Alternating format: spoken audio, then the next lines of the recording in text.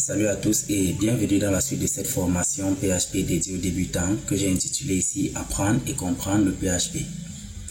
Donc déjà la formation en elle-même elle a commencé il y a quasiment un an. Si vous regardez, vous allez vous rendre compte que la dernière vidéo, je l'avais mise en ligne il y a de cela 11 mois.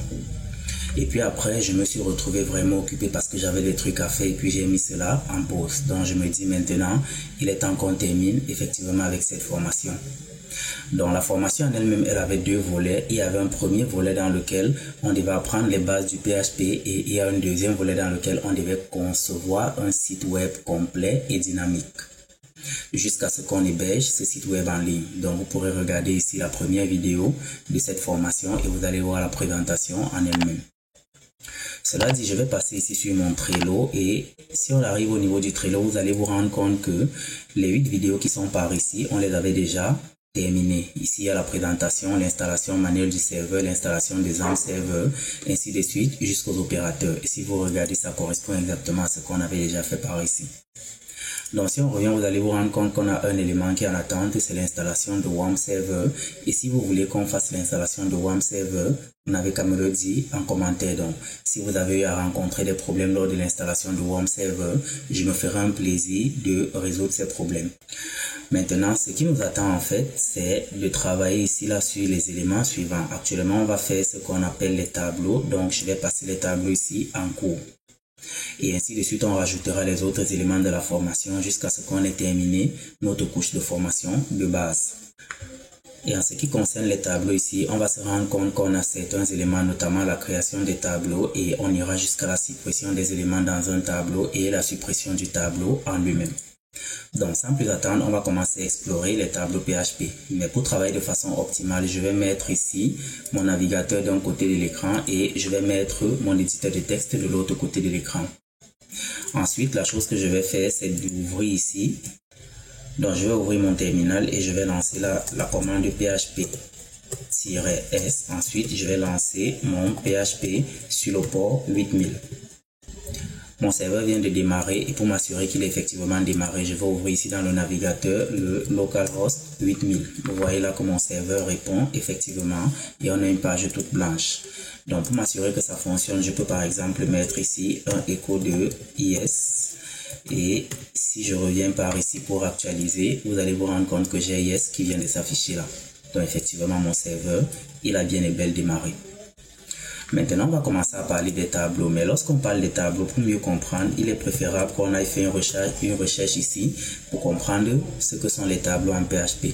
Donc, vous pourrez simplement taper à ce niveau tableau PHP ou tableau PHP net. Et là, on va aller sur le site officiel de la documentation PHP. La définition qu'on nous donne ici est relativement simple. On nous dit un tableau PHP est en fait une carte ordonnée. Et on nous dit une carte est un type qui associe des valeurs à des clés. Donc c'est l'élément important qu'il faudra retenir ici, des valeurs à des clés. Ce type est optimisé pour différentes situations. Il peut être considéré comme un tableau, ce qu'on va faire, une liste, une table de hachage, un dictionnaire et ainsi de suite.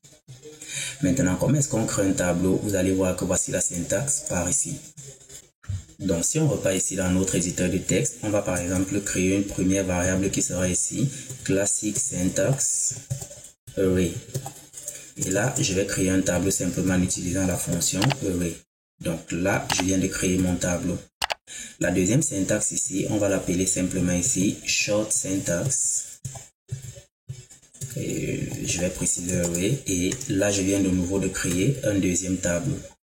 Donc pour mieux voir les choses, je vais lancer ici une fonction var_dump et dans cette fonction, je vais demander ce qui est contenu dans classic syntax array et ce qui est également contenu dans short syntax array. Si je reviens ici au niveau de mon serveur, de ma page web que j'ai ouverte, déjà je vais commencer par enregistrer.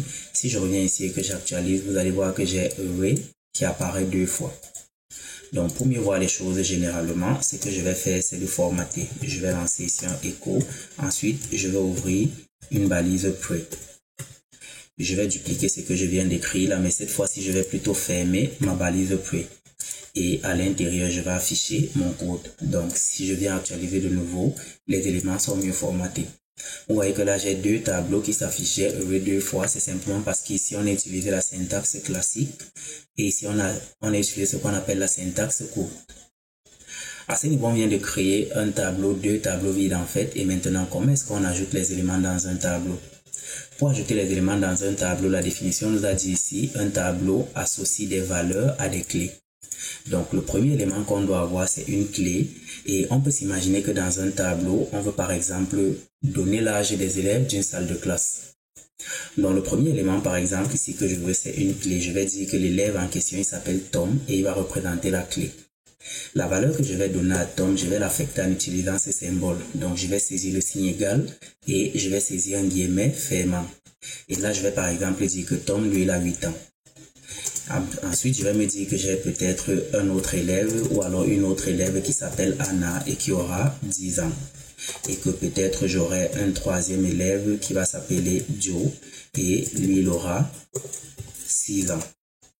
Donc là, je viens de définir ici une clé Tom. Et cette clé Tom porte la valeur 8. C'est ce qu'on a dit simplement ici lorsqu'on a dit associer des valeurs à des clés. Donc la valeur 8 est associée à la clé Tom. Si désormais je reviens ici dans mon navigateur et que j'actualise, vous allez vous rendre compte que le premier tableau porte certaines valeurs. Il y a la clé Tom et ensuite Tom porte la valeur 8. On a la clé Anna, on a la clé Joe qui portent respectivement les valeurs 10 et 6. Par contre, le deuxième tableau, lui, il est toujours vide. Donc, en ce qui concerne le deuxième tableau, on peut par exemple se dire qu'on veut citer la liste des matières qu'on voit dans une salle de classe. Et on va par exemple dire que la première matière, ça sera SVT. Ensuite, on aura une deuxième matière qui sera peut-être les mathématiques.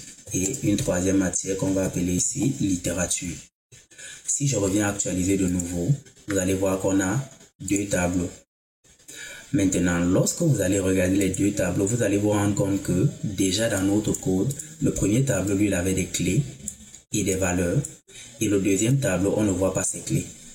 Mais en fait, de façon pratique, ce tableau a également des clés. C'est juste que vu qu'on n'a pas donné nos clés nous-mêmes, le tableau, il a créé des clés automatiques. Et ces clés, on les appelle les indices. Donc, vous allez vous rendre compte qu'ici, on a Tom comme clé. Par contre, ici, on a 0 comme clé. Et là, on va dire que la matière SVT se retrouve à l'indice 0 de notre tableau. Cela nous amène à un nouveau concept ici, le concept des tableaux indicés et des tableaux associatifs. Donc, lorsqu'on parle d'un tableau associatif, on veut simplement dire qu'on a défini notre clé de façon intentionnelle et on lui a donné une valeur. Donc, ici, on a associé la valeur 8 à la clé Tom. Ça, c'est ce qu'on appelle les tableaux associatifs. Par contre, ici, là, c'est un tableau indicé parce qu'on a juste mis nos valeurs. Du coup, le PHP s'est chargé lui-même de créer ses propres clés. Et pour cela, il a mis ici la clé 0 qui va représenter le premier indice, la clé 1 qui va représenter le deuxième indice et la clé 3 qui va représenter, la clé 2 qui va représenter le troisième indice. À ce niveau, j'attire votre attention pour que vous compreniez que le tout premier élément dans un tableau indicé sera toujours la clé 0. Donc, ça ne commence par 1, ça commence à 0. C'est pour cela qu'on a 3 éléments dans notre tableau, mais que la troisième clé ici, c'est simplement 2. Dans ce niveau, si on veut mettre par exemple des commentaires, on va dire qu'ici, on a affaire à un tableau associatif. Tandis que, désolé, on va descendre et tandis qu'à ce niveau-ci, on dira qu'on a affaire à un tableau indicé. Désolé, je n'ai pas d'accent sur mon clavier, donc du coup, je vais saisir ainsi. Maintenant, on va laisser ici les types de tableaux, la création des tableaux et on va parler de comment faire pour accéder aux éléments qui sont dans un tableau. Mais avant cela, il est important de préciser que dans un tableau, on peut mettre toutes sortes de valeurs. Et la deuxième chose que je vais préciser, c'est que écrire son tableau comme ceci, c'est exactement la même chose que l'écrire comme ceci. Donc, certains pourraient se dire que vu que j'ai mis heureux ici, c'est pour cela que j'ai mis des clés comme ceci, cela n'a aucun sens. En fait, ici, je peux par exemple venir dire que je mets une nouvelle clé que je vais appeler par exemple leçon 3 et pour cette leçon 3 ici, je vais lui donner la valeur littérature. Donc, si j'actualise, vous allez vous rendre compte que dans le deuxième tableau, on a l'indice 0 pour SVT, l'indice 1 pour maths. Par contre, on a la clé leçon 3 pour littérature. Imaginons par exemple qu'ici, on soit en train de parler des notes des élèves et non pas des âges. On va par exemple dire qu'on aura un quatrième élève ici qu'on va peut-être appeler Jane. Et on va dire que Jane par contre, a 2 notes. Et pour ça, on va devoir représenter ces notes dans un nouveau tableau. Donc, je vais ouvrir ici un nouveau tableau et je vais dire que la première note, c'est peut-être une note d'SVT. Et pour ça, je vais donner ici la valeur 16. Ensuite, je vais dire que sa deuxième note, c'est peut-être la note de littérature. Et pour ça, je vais donner peut-être la valeur 12. Donc là, vous voyez que je viens de créer ici un tableau avec un autre tableau à l'intérieur. Et lorsqu'on crée un tableau qui contient d'autres tableaux, on appelle ça les tableaux multidimensionnels.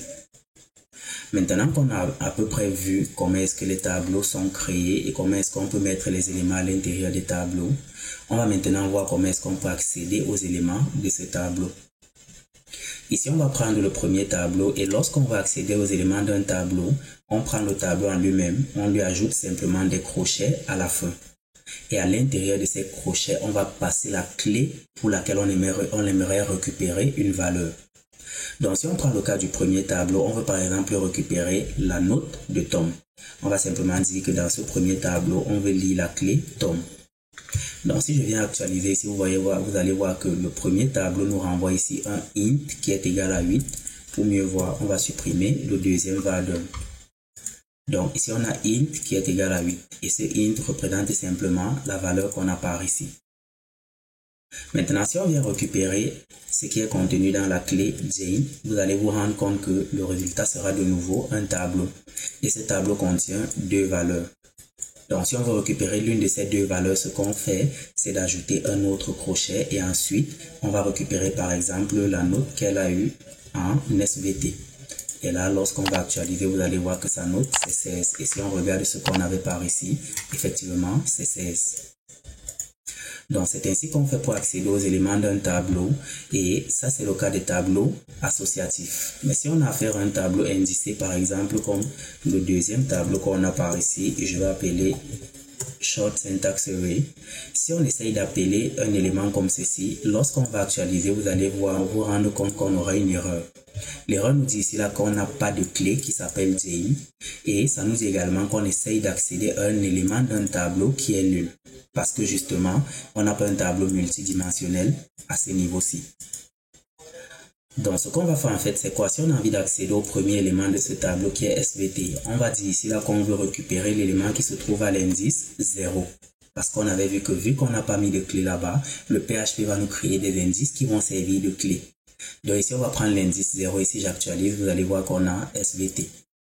Par contre, si je veux récupérer ici littérature, vous vous doutez bien que vu qu'il y a une clé, c'est cette clé que je vais demander. Et là, je vais simplement demander ici à récupérer ce qui est contenu dans leçon 3.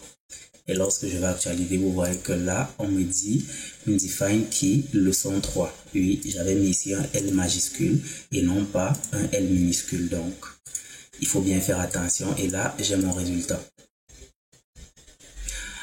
À ce niveau, on vient de voir comment est-ce qu'on peut lire les éléments dans un tableau. Maintenant, comment est-ce qu'on peut ajouter les éléments dans un tableau?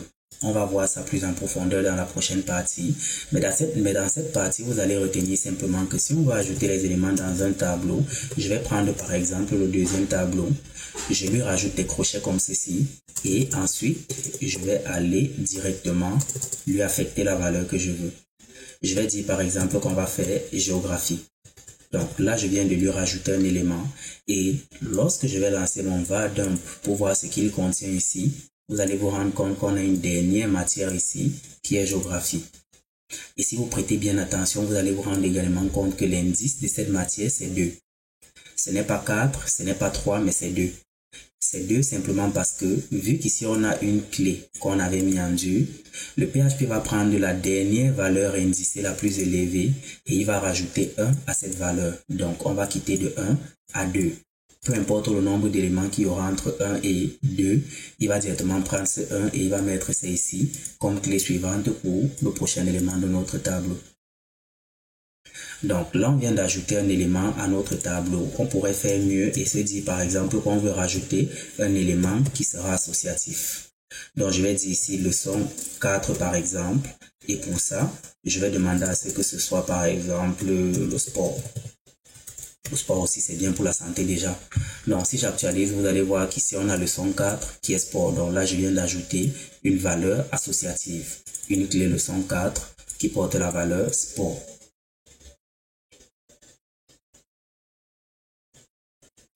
Maintenant, comment est-ce qu'on fait pour supprimer un élément d'un tableau? La suppression en fait d'un élément ici passe par la fonction qu'on appelle unset. Je me dis par exemple que je veux supprimer l'élément SVT qui se trouve dans notre tableau. Donc ce que je vais lui demander ici, c'est de prendre le tableau qu'on a appelé Short Syntax Array et de me supprimer l'élément qui se trouve à la clé 0. Une fois que c'est fait, si je viens actualiser par ici, vous voyez que je n'ai plus SVT dans mon tableau. Ça commence directement par mathématiques. Et si j'ai envie de supprimer tout le tableau en lui-même, je vais simplement lancer ici la fonction unset de nouveau et je vais lui demander ici de prendre, ou alors on va supprimer le premier tableau qui est ici le Classic Syntax Array. Et vous allez vous rendre compte que lorsque je vais demander ici dans mon var_dump le Classic Syntax Array, si j'actualise, j'aurai une erreur. J'aurai une erreur qui me dit que la variable Classic Syntax Array n'existe pas, simplement parce que je viens de la supprimer à ce niveau. Et maintenant, j'essaye d'y accéder un peu plus bas. Du coup, il essaye d'accéder à un truc qui n'existe plus et là, il me renvoie une erreur. Une autre façon, par exemple, ici, pour nous d'avoir un tableau, c'est peut-être de définir une variable. Je vais dire ici $var et je vais lui donner la valeur E. Normalement, si on demande ici à avoir le type, on va dire getType de $var.